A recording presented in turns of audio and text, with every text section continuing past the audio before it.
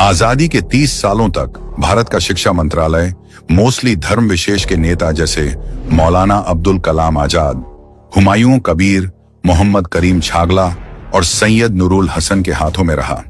क्या यह संयोग था?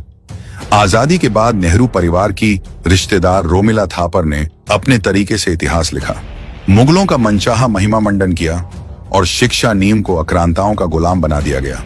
और मजे की बात यह है कि ज्ञान आजकल कांग्रेस की वो नेता बांट रही हैं जो ना भारत के स्कूलों में पढ़ी हैं और 50 साल भारत में रहने के बाद भी भारत की एक भाषा ठीक से बोल नहीं पाती। हाल ही में उन्होंने केंद्रीकरण, व्यावसायीकरण और सांप्रदायिकरण की एड में एनईपी पर सवाल उठाए। चलिए उन्हें अपना गिरेबान भी दिखा देते हैं। 1976 में इंदिरा ने किया था शिक्षा का केंद्रीयकरण। मोदी जी पर आरोप लगाने से पहले सोनिया गांधी अगर कांग्रेस का इतिहास पढ़ लेती तो शायद उन्हें यह मालूम होता कि 1976 में इंदिरा गांधी ने शिक्षा को राज्य सूची से हटाकर संवर्ती सूची में डाल दिया। इसका मतलब था शिक्षा नीति केंद्र सरकार तय करेगी और राज्यों की भूमिका कम होगी।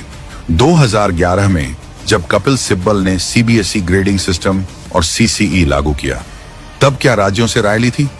आज जब मोदी सरकार शिक्षा को रोजगार और तकनीक से जोड़ रही है, तो कांग्रेसियों को राज्य सरकारों के अधिकारों की याद आ रही है।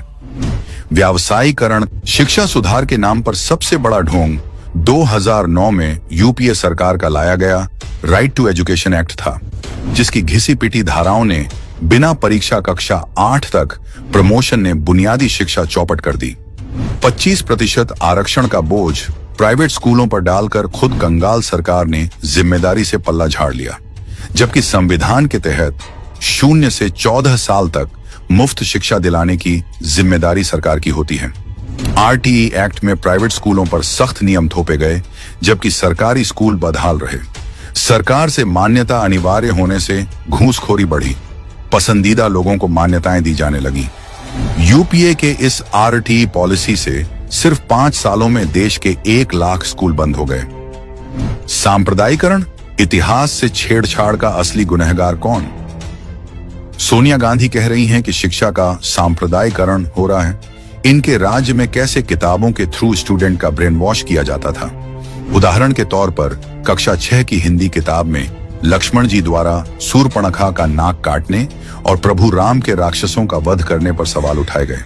कक्षा 5 की किताब में भगवान श्री कृष्ण के नाम पर केशव नामक लड़का आक्रांता का सेवक दिखाया। कक्षा 4 में शेख चिल्ली और नसरुद्दीन जैसे किरदारों को शामिल किया गया। कक्षा 1 में दीपावली को बुरा दिखाया गया और कक्षा 2 में गाय को मरियल जैसा अपमानजनक शब्द कहा गया। क्लास 1 की किताब में पगड़ी को फटी और गंदी दिखाकर उसका मजाक उड़ाया गया था, जबकि पगड़ी भारत की अलग अलग संस्कृति में सम्मान का प्रतीक मानी जाती है। ये सब 2006 में यूपीए द्वारा लागू किया गया पाठ्यक्रम था और आज भी वही इतिहास हम पढ़ रहे हैं। सफाई अभी हुई नहीं है, सड़न जड़ों में है। सोनिया जी, आप चिंता ना करें, कूड़ा तो साफ होकर रहेगा।